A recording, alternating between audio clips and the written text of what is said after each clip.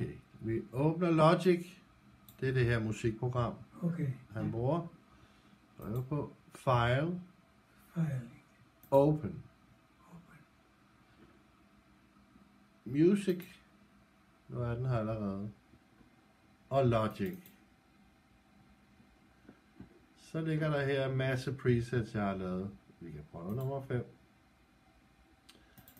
Ellers så hedder den 23, den sidste jeg har lavet. Prøver vi lige nummer 5. Se om der er noget, der virker. Det er lige tid.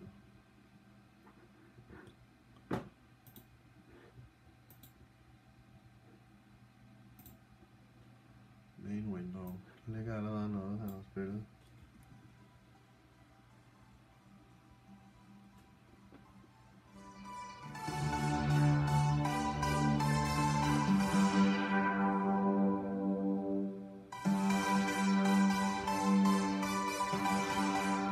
Godt. Det vigtige er jo så, at når Alex har lavet et nummer, så gemmer du det som dit eget, så du ikke overskriver det, jeg har lavet. Hos Save As. Prøv lige en anden. Open. Den går altid i music. Det skal den helst gøre. Jesper 23. Close. Altid close også. Don't save. Det er lige meget. Why not? Don't save it.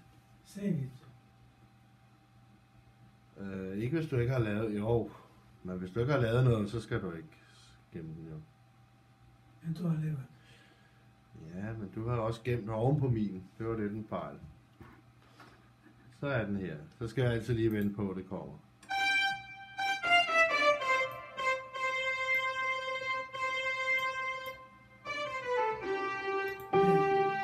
Den keyboards. Du skruer meget op det der for. Skal jeg slukke nu? Har du det her sådan? Ja, det tror jeg, den har. Så skal